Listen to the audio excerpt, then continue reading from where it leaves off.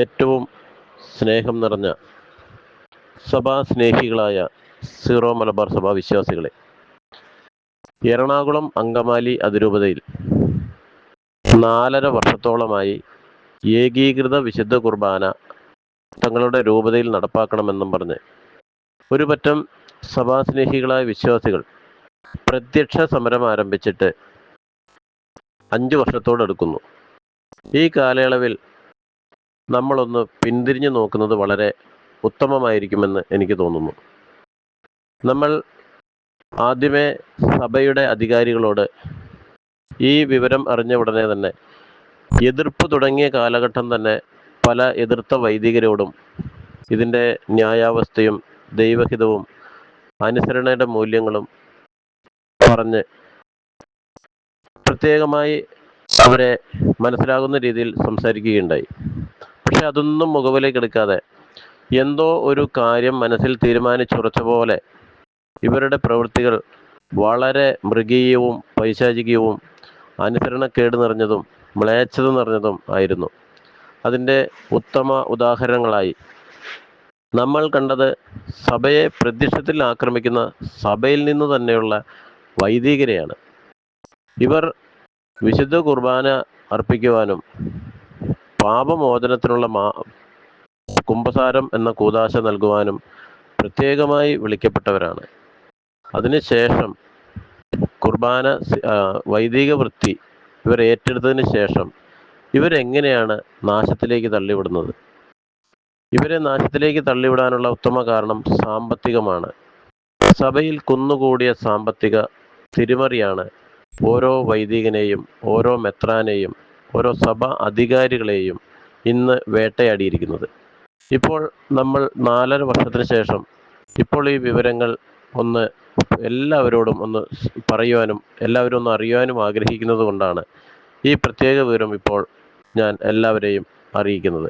നമ്മൾ പല സോഷ്യൽ മീഡിയകളിലും പല ചാനലുകളിലും പല ഫേസ്ബുക്ക് പോലുള്ള വഴികളിലും നമ്മൾ പല ആരോപണങ്ങളും കണ്ടിട്ടുണ്ട്. പക്ഷേ ഇതെല്ലാം സത്യമാണ് എന്ന് ശരിവെക്കുന്ന രീതിയിലാണ് ഇപ്പോഴത്തെ സഭ അധികാരികളുടെ നിലപാട്. പ്രത്യേകിച്ച് സീറോ മലബാർ സഭ എറണാകുളം അങ്കമാലി അതിരൂപതയുടെ ഏകീകൃത വിശുദ്ധ കുർബാന വിഷയത്തിൽ പല പിതാക്കന്മാരും മറുകണ്ഠം ചാടുകയും പല പിതാക്കന്മാരും തമ്മിൽ കീരിയും പാമ്പും പോലെ ഇരുന്നവരും ഇപ്പോൾ പലരെയും മാർ അക്വീനോസ് എന്നും മാർ സെൻറ് തോമസ് എന്നും മാർ സെൻറ് സെബാസ്റ്റ്യൻ എന്നും വിളിച്ച് പുകഴ്ത്തുന്ന കാഴ്ച എന്തുകൊണ്ടാണ് ഇങ്ങനെ സംജാതമാകുന്നത്?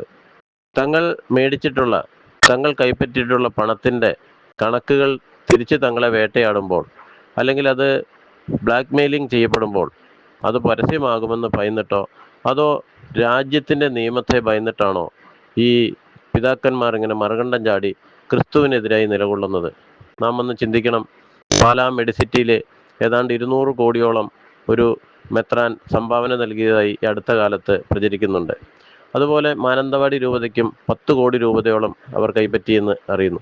സമാന ചങ്ങനാശ്ശേരി രൂപതയിലും കാഞ്ഞിരപ്പള്ളി രൂപതകളിലും എല്ലാ രൂപതകളിലും ഒട്ടുമിക്ക പിതാക്കന്മാരും ഒരു വലിയ വിഭാഗം ഒരു ധനാഢ്യനായ ഒരു മെത്രാൻ്റെ ഇതുപോലുള്ള 10 കോടിയും 20 കോടിയും 200 കോടിയും ഒക്കെ പങ്കുപറ്റിയതായി നമ്മൾ സോഷ്യൽ മീഡിയയിൽ പ്രചരിക്കുമ്പോൾ അതിനെ കണ്ണടച്ച് കളയാൻ ഇപ്പോൾ നമുക്കാവുന്നില്ല.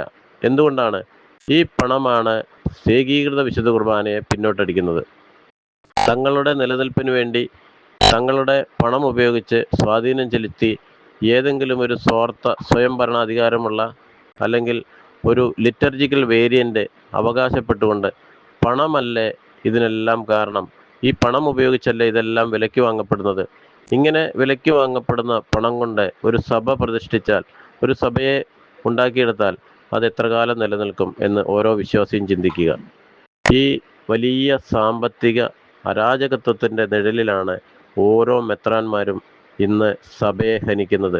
ഉചിതമായ ദൈവേഷ്ടപ്രകാരമുള്ള തീരുമാനമെടുക്കാൻ ഇവർക്കാവാത്തതിൻ്റെ കാരണവും പണമാണ്. ഈ ധനം എങ്ങനെ വിനിയോഗിക്കണം, അതെപ്രകാരം വിനിയോഗിക്കണം എന്നുള്ള അജ്ഞത നിമിത്തം കോടിക്കണക്കിന് കോടാനുകോടികൾ, ഏതാണ്ട് 1400 കോടിയോളം ഒരു ധനാഢ്യനായ മെത്രാൻ്റെ പക്കലുണ്ടെന്ന് പറയപ്പെടുന്നു. അതിനെ രാജ്യത്തിൻ്റെ നിയമം പോലും ഇപ്പോൾ അകലെയാണോ എന്ന് സാധാരണ വിശ്വാസികൾ സംശയിക്കുന്നു. ഇങ്ങനെയുള്ള അഴിമതി ആരോപിക്കപ്പെട്ടവരുടെ മേൽ എന്തുകൊണ്ട് രാജ്യത്തിൻ്റെ നിയമം ഒരു അന്വേഷണം ഏർപ്പെടുത്തുന്നില്ല? ഇതെല്ലാം തെളിയപ്പെടേണ്ടതാണ്.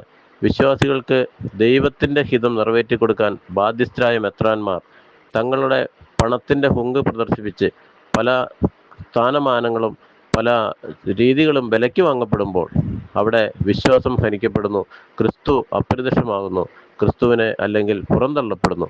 ഇത് പാടില്ല.